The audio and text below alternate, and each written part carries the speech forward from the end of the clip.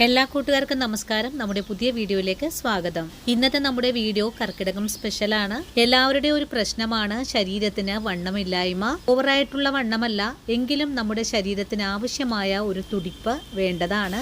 എന്ത് കഴിച്ചിട്ടും നന്നാവുന്നില്ല എന്ന് പരാതി പറയുന്ന എന്റെ കൂട്ടുകാരെ, ഈ ഒരു മാസത്തിൽ തന്നെ നിങ്ങൾ ഇത് തയ്യാറാക്കി വെച്ചോളൂ. നമ്മൾ ഇതിലേക്ക് ചേർക്കുന്ന ചേരുവകള് നമ്മുടെ വീട്ടില് നിത്യമുള്ളതാണ്. ഈത്തപ്പഴവും ഏത്തപ്പഴവും കറുത്ത എള്ളെല്ലാം ചേർത്തിട്ട് വളരെ ഹെൽത്തി ആയിട്ട് തന്നെയാണ് നമ്മൾ ഈ ലേഹ്യം തയ്യാറാക്കി എടുക്കുന്നതും. ഈ ഒരു ചേരുവകളുടെ ഗുണങ്ങളെല്ലാം തന്നെ നിങ്ങൾക്ക് എല്ലാവർക്കും അറിയാവുന്നതാണ്. ഇതിൽ പ്രത്യേകം എടുത്തു പറയേണ്ട ഒരു കാര്യം ഷുഗർ പേഷ്യന്റിനോടാണ്. പ്രമേഹമെന്ന മാറാരോഗം മൂലം നിങ്ങളുടെ ശരീരം വളരെ തന്നെ ശോഷിച്ചു പോയിട്ടുണ്ടാവും. അങ്ങനെയുള്ള എന്റെ കൂട്ടുകാർക്ക് ഈ ഒരു ലേഹ്യം തയ്യാറാക്കി കൊടുക്കുവാണെങ്കിൽ അവരുടെ ശരീരാരോഗ്യം പെട്ടെന്ന് തന്നെ മെച്ചപ്പെടുത്താൻ സാധിക്കുന്നതാണ്. അപ്പോൾ ഇന്നത്തെ നമ്മുടെ വീഡിയോ എന്റെ കൂട്ടുകാർക്ക് വളരെ തന്നെ പ്രയോജനകരമാണ്. അത്രയും എഫേർട്ട് എടുത്ത് തന്നെയാണ് ഈ ഒരു വീഡിയോ നിങ്ങളിലേക്ക് ഞാൻ ഇവിടെ എത്തിച്ചിട്ടുള്ളത്. വീഡിയോ മുഴുവനായിട്ട് കണ്ട് ചേച്ചി സപ്പോർട്ട് ചെയ്യാൻ മറക്കല്ലേ കൂട്ടുകാരെ.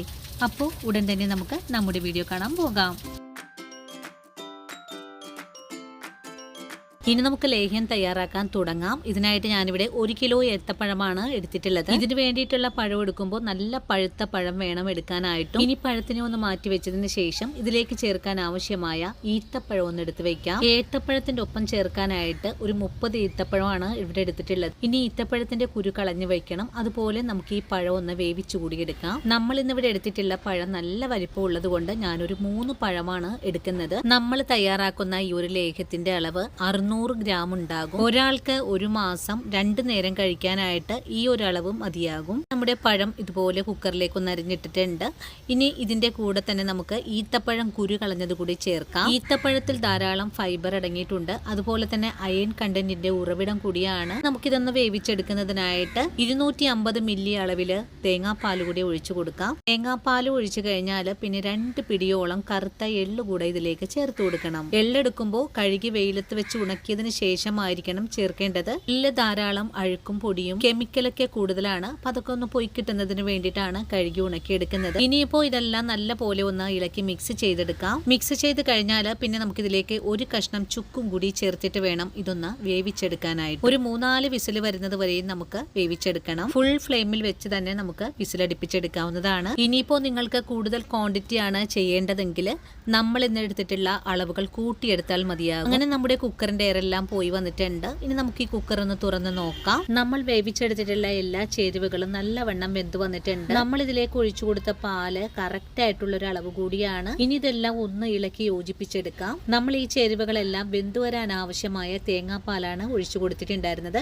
അതുകൊണ്ട് ഒരു തുള്ളി പോലും അടിയിൽ പിടിക്കാതെ തന്നെയാണ് നമുക്കിത് വേവിച്ചെടുക്കാനും സാധിച്ചിട്ടുള്ളത്. ഇനി വേവിച്ചെടുത്തിട്ടുള്ള ചേരുവകൾ ഒന്ന് ചൂടാറി വരാനായിട്ട് നമുക്കൊന്ന് വെയിറ്റ് ചെയ്യണം. നല്ലോണം ചൂടാറി വന്നു കഴിഞ്ഞാൽ പിന്നെ ഒരു മിക്സിയുടെ ജാറിലേക്ക് മാറ്റിയിട്ട് നമുക്കൊന്ന് അരച്ചുകൂടി എടുക്കണം. അരച്ചെടുക്കുന്ന സമയത്ത് ഇതിലേക്ക് 250 മില്ലി അളവില് തേങ്ങാപ്പാലും കൂടി ചേർത്തിട്ട് വേണം അരച്ചെടുക്കാനായിട്ടും. നമുക്ക് ഈ ലേഹ്യം തയ്യാറാക്കി എടുക്കാനായിട്ട് ഒരു തേങ്ങയുടെ നാളികേരപ്പാലാണ് ആവശ്യമായിട്ടുള്ളത്. അരച്ചെടുക്കുമ്പോൾ പ്രത്യേകം ശ്രദ്ധിക്കേണ്ട കാര്യം ഒറ്റടിക്ക് തന്നെ അരച്ചെടുക്കാതെ കുറേശ്ശെ ആയിട്ട് വേണം നമുക്ക് അരച്ചെടുക്കാനായിട്ടും. ഇനി നമുക്ക് ലേഹ്യം തയ്യാറാക്കാൻ തുടങ്ങാം. ഇതിനായിട്ട് ചുവട് കട്ടിയായിട്ടുള്ള ഉരുളിയാണ് എടുത്തിട്ടുള്ളത്. ഉരുളി ചൂടായി വന്നപ്പോൾ ഞാൻ ഇതിലേക്ക് 2 സ്പൂൺ അളവില് നെയ്യ് ചേർത്തിട്ടുണ്ട്. ശരീരത്തിനെ തണുപ്പിക്കാനും തൂക്കം വർദ്ധിപ്പിക്കാനും നമുക്ക് നെയ്യ് ആവശ്യമാണ്. കൊളസ്ട്രോൾ ഒക്കെ ഉള്ള ആൾക്കാരാണെങ്കിൽ നെയ്യുടെ അളവ് വളരെ കുറച്ച് വേണം ചെയ്തെടുക്കാനായിട്ടും.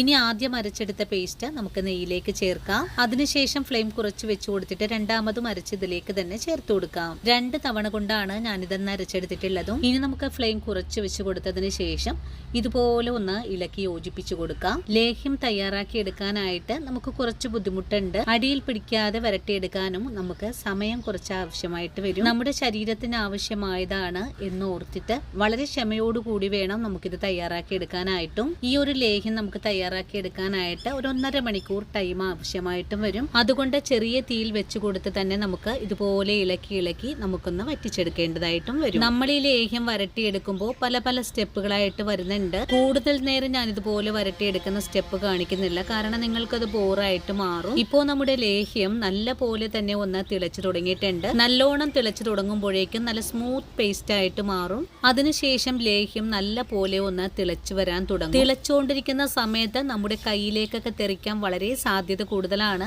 അതുകൊണ്ട് വീടുകളിൽ ലേഹ്യം തയ്യാറാക്കി എടുക്കുമ്പോൾ ഒരു വലിയ തവി എടുക്കാനായിട്ട് പ്രത്യേകം ശ്രദ്ധിക്കുക. അതുപോലെ തന്നെ ലേഹ്യം തയ്യാറാക്കി എടുക്കുന്ന പാത്രങ്ങളും വളരെ പ്രാധാന്യമുള്ളതാണ്. നോൺ സ്റ്റിക് പാൻ ഒരിക്കലും ഉപയോഗിക്കരുത്. അയൺ പാനോ അതുപോലെ ഇതുപോലെ ഓടിന്റെ പാത്രങ്ങളോ ആണ് എടുക്കേണ്ടതും. ഇനി നല്ലതുപോലെ വറ്റി വരട്ടെ. അതുവരെ നമുക്ക് ഇളക്കി കൊടുത്ത് തന്നെ വറ്റിച്ചെടുക്കാം. നമ്മുടെ ലേഹ്യം വരട്ടാൻ തുടങ്ങിയിട്ട് ഒരു 3/4 മണിക്കൂറൊക്കെ ആയിട്ടുണ്ട്.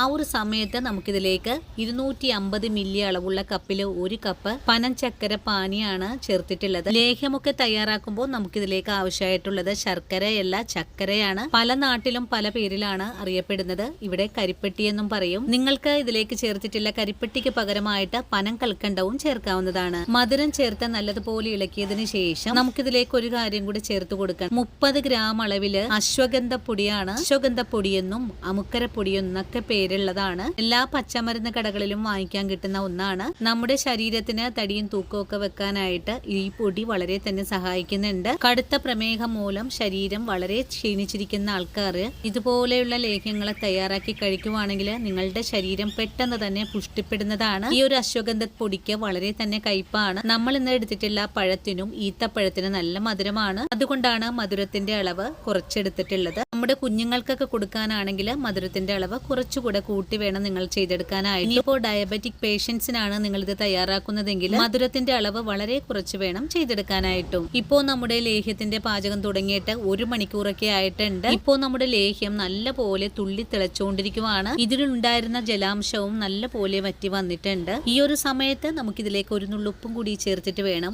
ഒന്നുകൂടി ഇളക്കി യോജിപ്പിച്ചെടുക്കാനായിട്ടും. ലേഹ്യം പെട്ടെന്ന് കേടായി പോകാതിരിക്കാനായിട്ട് ഇതിലെ ജലാംശം മുഴുവനും തന്നെ വറ്റിച്ചെടുത്തിട്ട് വേണം തയ്യാറാക്കി എടുക്കാനായിട്ടും. ഇനി നിങ്ങൾക്ക് ഫ്രിഡ്ജിലൊക്കെ വെക്കാനാണെങ്കിൽ അല്പം ലൂസായിട്ട് വേണം എടുക്കാനായിട്ടും.